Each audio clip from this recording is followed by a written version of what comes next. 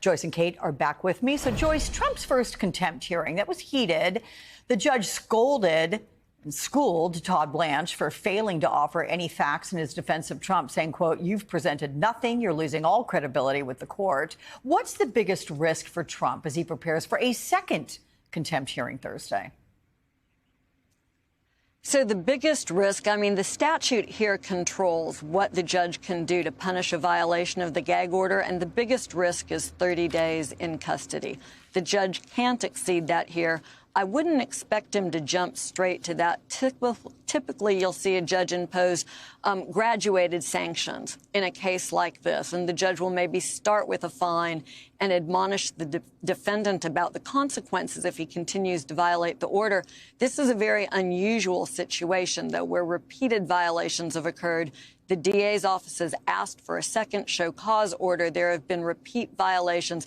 I think Tim Heaphy is dead on the money here. Either the judge enforces the gag order or Trump continues to come home at 12:30 every night.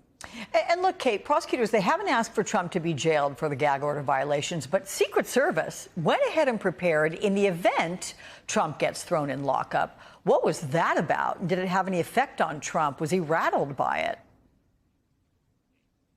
I certainly think some of the great reporting of my colleagues at the New York Times has shown that Trump is rattled about the possibility of potentially going to jail, both through the contempt, a possible gag order violation, or ultimately at the end of this trial. And so, yes, prosecutors have yet to ask for that as a sanction here, but they have asked Justice Juan Merchan to say that jail time could be possible, that maybe he'll go with fines initially, but that ultimately, if he continues violating the gag order, that jail time would be a distinct possibility. And I certainly think that that could send reverberations through Trump's camp that, now is the time to really be careful about what you say.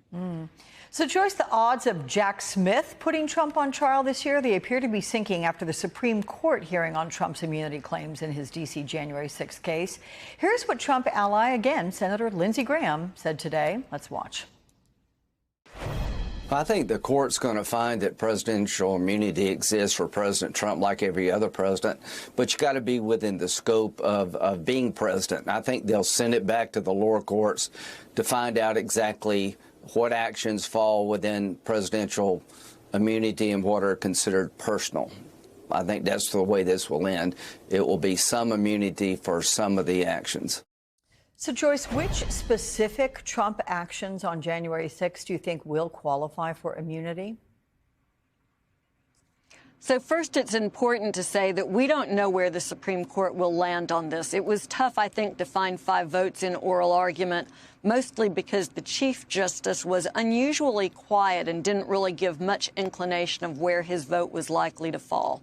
But if this does come down to the distinction between official acts and unofficial acts, I think the easiest way to think about that is to decide whether something was an action committed by President Trump or an action committed by candidate Trump. That line won't be precise unless the Supreme Court gives, a very precise definition and lays out individual acts, which I don't think is what we'll see. The decision will likely fall to Judge Chutkan on remand. She may have to hold evidentiary hearings and take briefs from the lawyers on the law to make those decisions about which claims can go to trial, can remain in the indictment for the jury to consider. I mean, to that point, Kate, analysts are now saying Jack Smith, faces a really tough call deciding between trying Trump on fewer charges of election interference or even not at all. But how much can Smith pare down the January 6th indictment? Sure, I think it's possible, with his power as the prosecutor to really evaluate what he thinks could go at this point and to make that determination.